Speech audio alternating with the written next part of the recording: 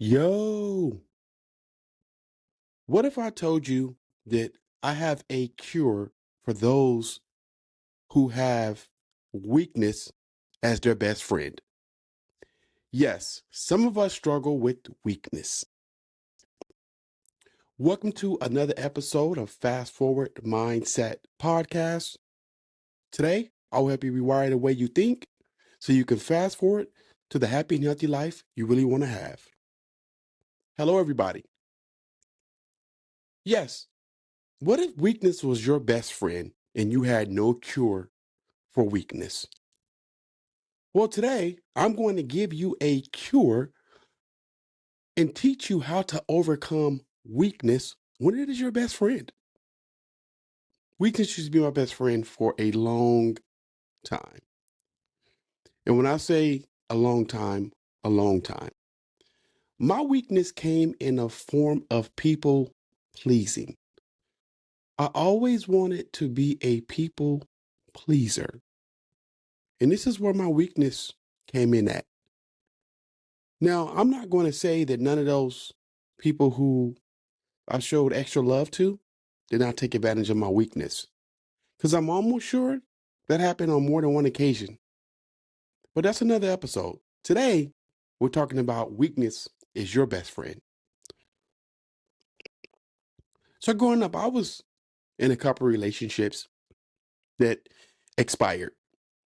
And I'm speaking of romantic relationships. And when I first meet a woman and we get together, I always felt like I had to go above and beyond to make that person like me, instead of me really understanding that they like me for me. I would always push the paper and do a little bit too much. And when you do too much, your weakness really starts to outweigh your strengths.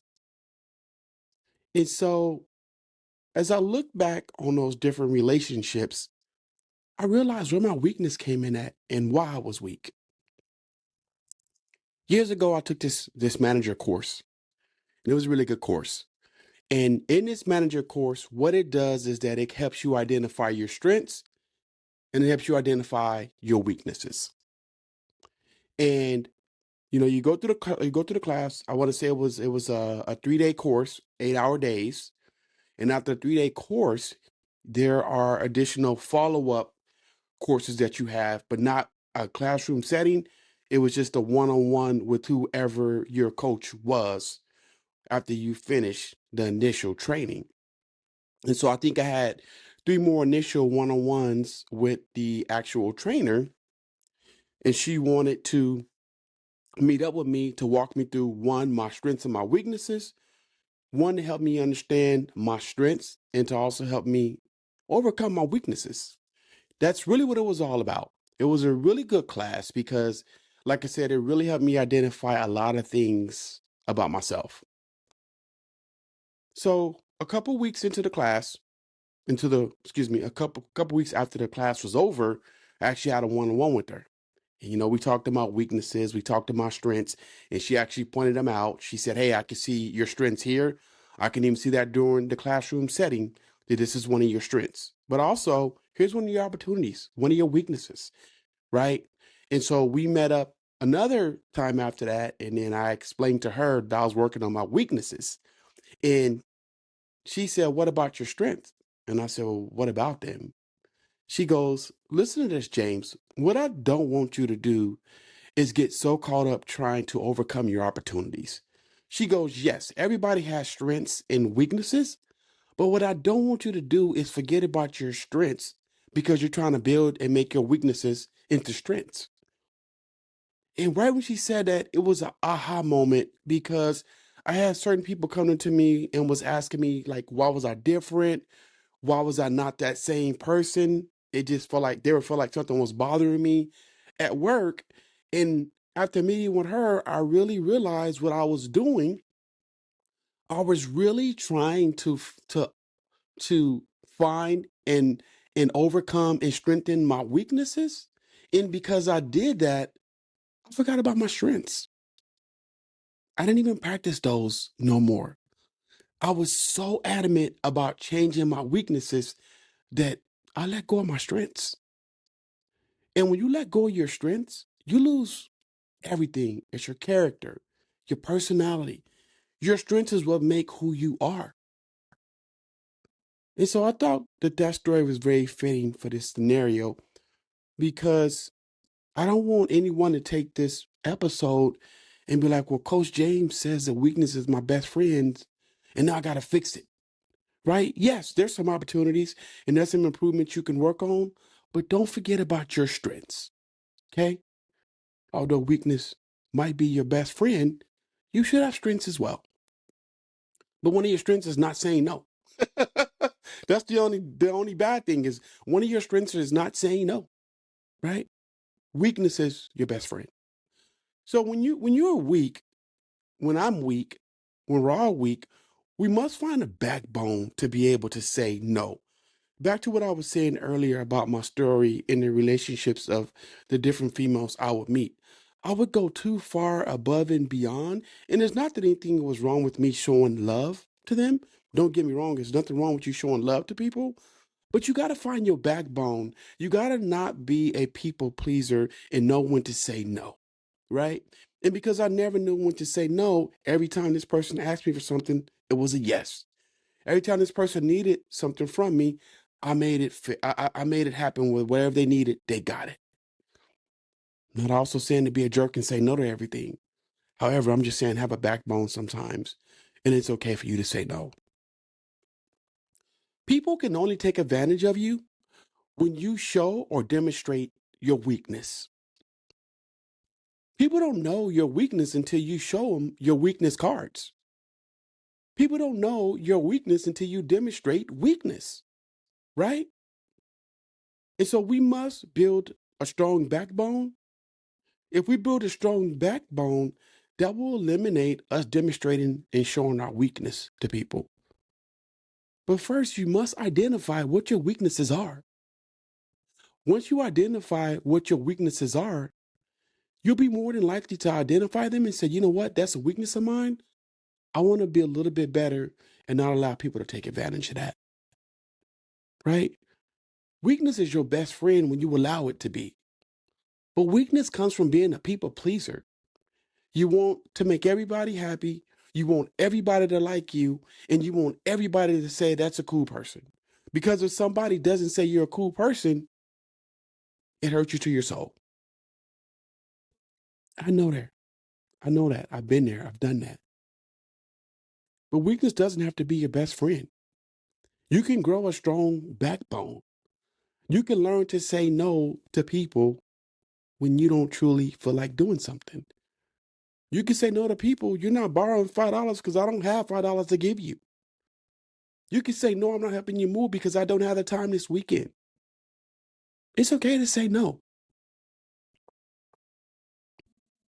Sometimes no needs to be your best friend. Because if no is not your best friend, I'm afraid the weakness might be so. People only take advantage of you when you show or demonstrate your weaknesses. Now, by all means, that does not mean for you to walk around like you macho man. Leave your stripes at the front door, right? You don't have to walk around like you macho man and fight every fight with strength, right? But saying no is not macho man. Saying I can't do it because I'm tired this weekend is not you being a macho man.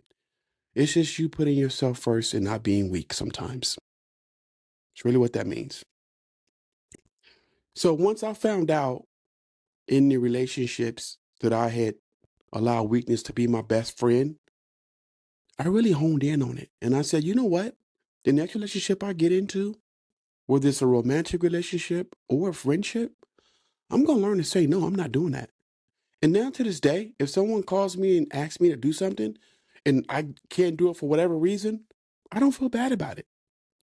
When someone calls and say, hey, I need some money and I don't want to give it to them, I don't feel bad about it because weakness is no longer my best friend. I'm saying no because I don't have it. I'm saying no because I don't feel comfortable giving you the money because I don't feel comfortable. One, you're going to pay me back. And number two, why can't you be an able body like myself? Now, I understand people go through hard times and they struggle, but someone who consistently asks you for, for money, for help, or whatever the need may be, sometimes they take advantage of that. And you can eliminate that by eliminating weakness as your best friend. Let me land the plane for here for y'all. How do you eliminate weakness as your best friend? Number one, find your confidence. When you find your confidence, you find your backbone, right? When you build your self-confidence to a certain level, you will have a backbone to say, no, I'm just not doing it because I don't want to do it. Number two, eliminate people pleasing. People pleasing has got to go. It just can no longer continue to happen, right? It's okay with you being generous or showing generosity every now and then to people. It's okay for you to help people at times. But if it becomes a repetition, you got to stop people pleasing. You got to say no. And one thing about people pleasing, it's usually the same person who comes back to you one time, two times, five times, eight times, 10 times, right? It's normally just a few handful of people who continue to come to you for needy stuff, right? Find your backbone with that. Stop people pleasing. I remember when my kids were younger, I would always say, hey, what do you want for Christmas? Give me your Christmas list. And every year, whatever they put on that list, I tried to fulfill it. And the reason why I did that is because I felt like I had to make Christmas the best day of their life ever. And if I couldn't get something for them because it was unaffordable, I would put it on a credit card. I would get a payday loan. I would borrow the money from family. I would do all things necessary to get my children whatever they put on their Christmas list. That's people pleasing still, right? Because if you don't have it, you don't have it. If you can't afford it, you can't afford it. So we must eliminate people pleasing. And how do we eliminate people pleasing? Find the people who continuously ask you for things or find those who are always needy. Like I said, normally it's just a few handful of people. It's not a lot, it's just a handful that continues to ask for stuff. Say no. So, number two, eliminate people pleasing. And I've been saying this the whole episode. It's okay to say no. I'm not doing it. You don't have to be a jerk about it.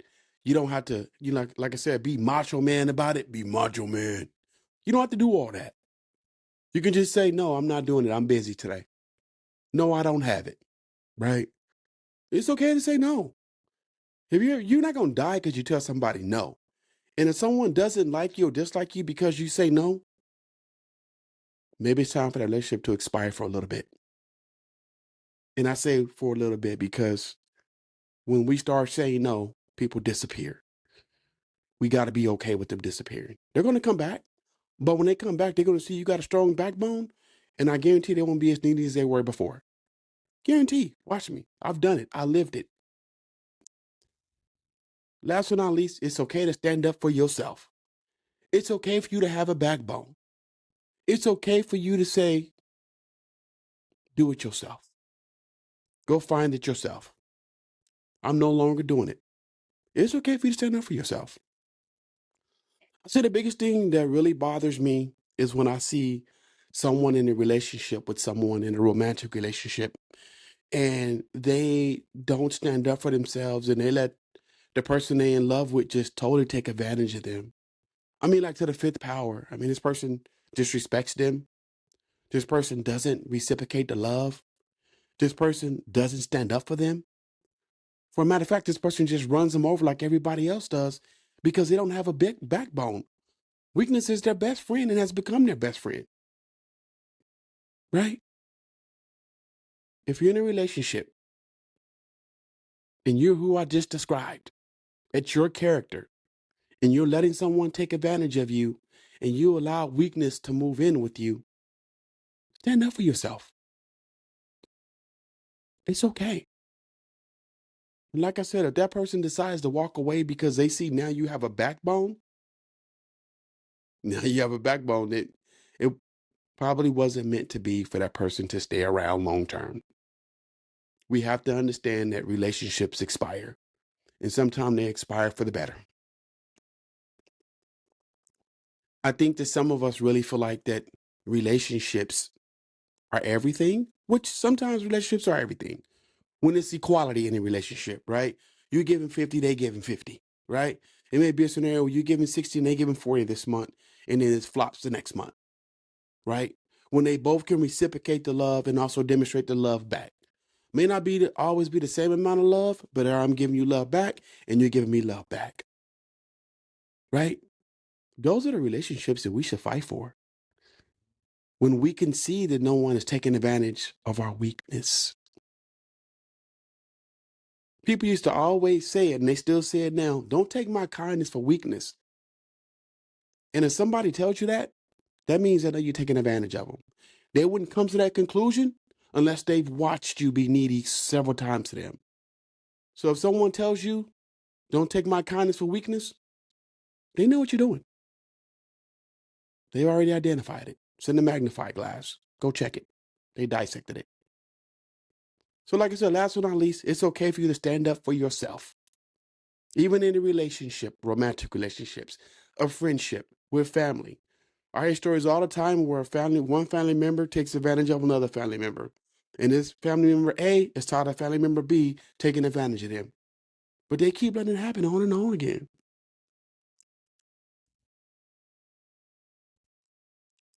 I seen a social media post the other day, and the post said that if you continue to give, I will continue to ask.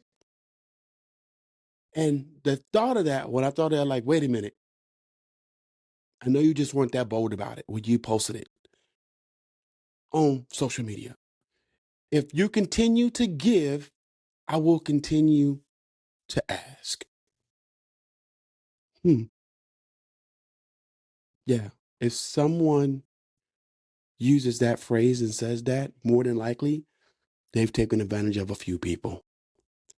And the people that are being taken advantage of, shame on you. Grow a backbone. Find your confidence. Eliminate people pleasing. It's okay to say no. Stand up for yourself. Hey, y'all, thank y'all for listening. I really, really appreciate it. If you have not checked out the website, check it out. It's www.rewirethewayyoutthink.com. Y'all, I'm not hard to find. I'm on IG all day, every day. It's Fast Forward Mindset Podcast. Hey, y'all, if you're willing to support to the cause, send me some money through Cash App, whatever. I ain't too proud to beg. My Cash App information is in the episode description of each episode that I upload. If you're struggling today with thoughts of suicide, thoughts of hurting yourself or someone else, please don't hesitate to call a suicide prevention hotline at 988. Y'all, do me a favor, hit that follow button, because when you hit the follow button, you'll never miss a moment to rewire the way you think. Hey, y'all, I'm Coach James, and I hope this message helps you rewire the way you think. And as I always say, if your mindset isn't making you money, it's costing you way too much. And that's my 2 cents in there, y'all. Peace. Thank y'all for listening to today's episode. And remember, don't rewind your life, fast forward it. Until next time, keep moving forward. Hey, y'all, I'm Coach James. Let me help rewire the way you think. All right, y'all. Peace.